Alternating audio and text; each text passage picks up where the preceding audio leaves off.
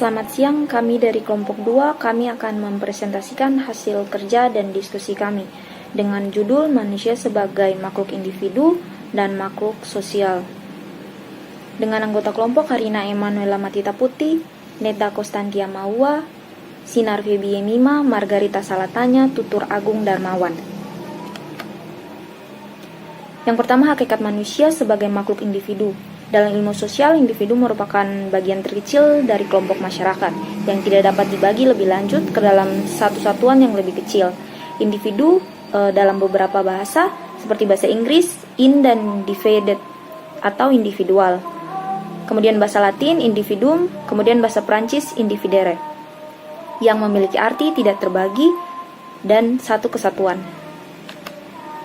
Seorang individu memiliki perpaduan antara faktor genotip dan faktor fenotip. Faktor genotip merupakan faktor yang dibawa individu sejak lahir. Kedua, faktor fenotip yaitu faktor yang dipengaruhi oleh lingkungan sekitarnya. Kepribadian dari beberapa pendapat alih menurut Nursid Sumadja tahun 2000 dan menurut Mayor Polak. Kepribadian menurut mereka, kepribadian dapat diartikan sejumlah karakteristik individu yang cenderung menetap dan kemudian ditampilkan lewat perilaku seperti berpikir, berperasaan, dan berpengetahuan.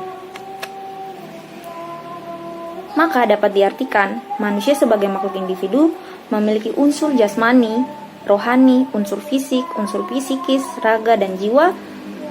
Semua itu ada dalam diri seseorang, dan seseorang dapat dikatakan sebagai individu bila unsur-unsur tersebut menyatu dalam dirinya. Kodratnya, manusia adalah makhluk sosial atau makhluk bermasyarakat yang memiliki akal pikiran yang dapat berkembang dan dapat dikembangkan. Sebagai makhluk sosial, manusia selalu hidup bersama dengan manusia lain dan dorongan itu sudah ada sejak lahir dalam berbagai bentuk sesuai pengalaman hidupnya. Tanpa bantuan orang lain, manusia akan merasa kesusahan dalam memenuhi kebutuhan hidupnya. Seseorang tidak akan bisa berdiri tegak. Borman menggolongkan unsur kehidupan biologis, keharusan biologis yang mendorong manusia membutuhkan orang lain untuk bertahan hidup. Pertama, lebih memudahkan ketika proses pemenuhannya dilakukan bersama.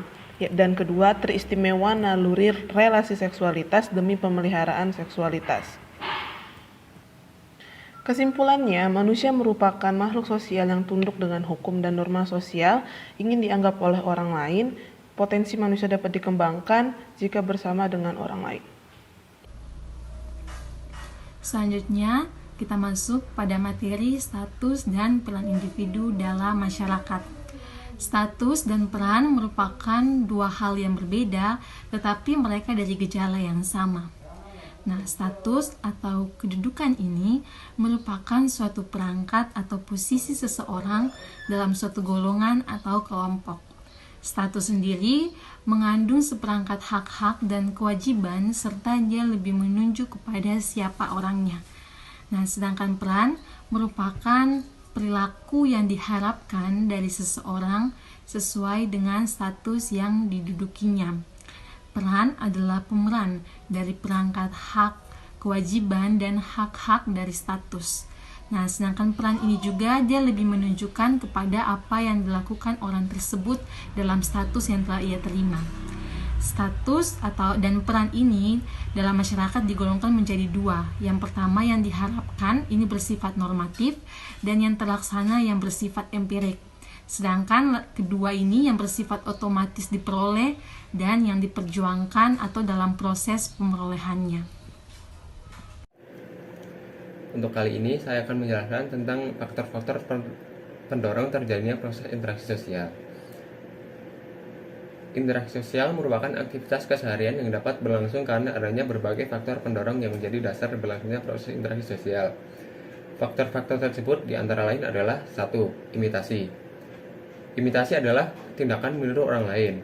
Tindakan ini mampu berakibat positif maupun negatif. Akan berdampak positif apabila imitasi mampu mendorong seseorang untuk mematuhi dan mentaati aturan-aturan yang berlaku, dan akan berdampak negatif apabila mampu mendorong seseorang untuk menyimpang dari norma-norma yang berlaku. 2. Sugesti, yaitu pandangan, masukan, atau saran yang diberikan oleh orang lain dan diterima tanpa adanya kritik.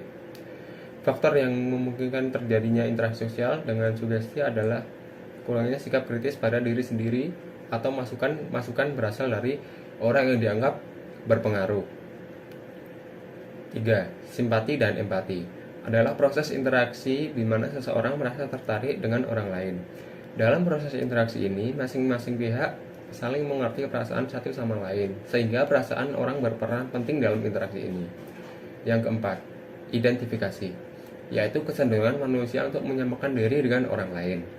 Proses ini cenderung terjadi karena adanya sugesti atau simpati dan empati. Namun proses ini berlangsung lebih mendalam karena terus menyamakan diri dengan situasi orang lain. Dengan kata lain, juga melibatkan aspek-aspek psikologi dari seseorang. Proses asosiatif yaitu bentuk interaksi sosial yang dapat meningkatkan hubungan solidaritas antar individu. Di proses asosiatif ini juga dibagi menjadi 4 bagian, yaitu kerjasama atau cooperation, ada bargaining, kooptasi, dan coalition. Contohnya adalah gotong royong pada saat perayaan HUT RI. Ada akomodasi atau accommodation, ini adalah bentuk interaksi sosial yang merupakan upaya meredakan pertentangan yang terjadi pada masyarakat, baik secara individu, kelompok, maupun organisasi. Ada coercion, compromise, arbitration, mediation, conciliation, stalemate, dan adjudication. Yang ketiga adalah asimilasi, pembauran dua unsur sosial yang berbeda dan menghasilkan suatu unsur baru. Contohnya seperti pernikahan antara dua suku, yaitu misalnya suku Ambon dengan suku Jawa.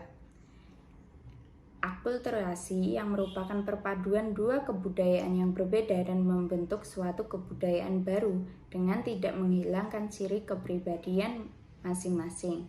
Contohnya ada akulturasi di seni musik yang mencampurkan seni tradisional dan seni modern.